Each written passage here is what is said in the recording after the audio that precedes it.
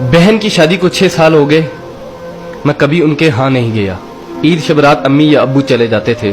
एक दिन मेरी बीवी मुझसे कहने लगी कि आपकी बहन जब भी घर आती है उसके बच्चे घर का हशर नशर कर देते हैं, और आपकी माँ जो हमसे चुप चुपा कर कपड़े, साबुन और कभी कभी को चावल के थैले भी भर के दे देती है। अपनी माँ से कहो ये हमारा घर है, कोई खैरात सेंटर नहीं। मुझे ये सुनकर बहुत गुस्सा आया कि मैं अपने घर का बहुत मुश्किल से गुजारा कर रहा था और मेरी माँ सब कुछ मेरी बहन को दे देती है।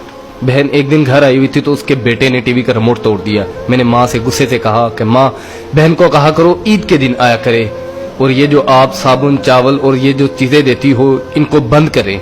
माँ चुप रही, लेकिन बहन ने ये सारी बातें सुन ली। 4 बज रहे थे, बच्चों को तैयार किया तो बहन ने कहा कि भाई मुझे बस स्टॉप तक छोड़ आओ। मैंने झूठे मुंह कहा बहन रुक जाती कुछ दिन। बहन मुस्कुराई और बोली नहीं भाई, बच्चों की छुट्टियां खत्म हो रही हैं, मुझे जाना है। फिर जब हम दोनों भाइयों में जमीन का बंटवारा हो रहा था तो मैंने साफ इनकार कर दिया कि मैं अपनी जमीन से बहन को हिस्सा नहीं दूंगा। तो माँ ने कहा कि बेटी का भी तो हक बनता है। मैंने गाली देते हुए कहा जो कुछ भी हो जाए मैं बहन को हिस्सा नहीं दूंगा। मेरी बीवी ने भी बहन को बुरा भला कहा, वो बेचारी खामोश थी। बड़ा भाई अलहदा हो गया और मेरे बड़े बेटे को टीबी हो गया और मेरे घर के हालात खराब हो गए। जितना सब कुछ था मैं उसके इलाज पे लगा चुका था। मेरे पास इलाज करवाने के पैसे नहीं थे, मैं बहुत परेशान था।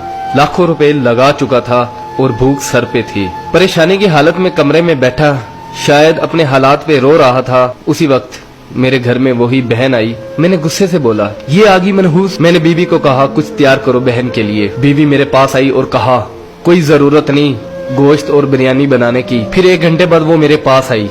भाई परेशान हो। बहन ने मेरे सर पे हाथ फेरा, कहा बड़ी बहन हूँ तुम्हारी, गोद में खेलते रहे हो, अब देखो मुझसे बड़े लगते हो। फिर मेरे करीब हुई और अपने पर्स से कंगन निकाले और मेरे हाथ पे रख दिए और आहिस्ता से बोली पागल तू एम ही परेशान होता है। बच्चे स्कूल थे, सोचा दौड़ते दौड़ते भाई से मिल आऊं। ये कंगन बेचकर अपना खर्च करो और अपने बच्चे का इलाज करवाओ। शक्ल तो देख जरा तूने क्या हालत बना रखी है। मैं खामोश था, बहन की तरफ देखी जा रहा था। बहन ऐसा से बोली किसी को मत बताना, तुमको मेरी कसम है। मेरे माथे पे बोसा दिया और 1000 रुपया मुझे दिया जो 150 के नोट थे, शायद उसकी जमा पूंजी थी। मेरी जेब में डालकर बोली बच्चों को गोश्त ला देना और परेशान मत हुआ कर। जल्दी से अपना हाथ मेरे सर पे रखा, देख कितने बाल सफेद हो गए। वो जल्दी से जाने लगी तो उसके पैरों की तरफ देखा तो टूटी हुई जूती पहनी हुई थी और पुराना सा दुपट्टा ओढ़ा हुआ था। जब भी आती थी वही दुपट्टा ओढ़कर आती थी। बहन की इस मोहब्बत में मर चुका था मैं। हम भाई कितने मतलब प्रस्त होते हैं, बहनों को पल भर में बिगाना कर देते और बहनें भाइयों का जरा सा दुख बर्दाश्त नहीं करती। मैं हाथ में कंगन पकड़े जोर जोर से रो रहा था, उसके साथ मेरी आंखें भी नम हो गई। अपने घर में खुदा जाने वो कितने दुख सह रही होगी।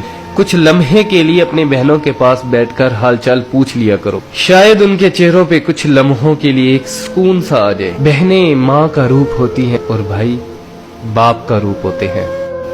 स्टोरी अच्छी लगी हो तो इसको लाइक कर दीजिएगा, इसको शेयर भी कर दीजिएगा।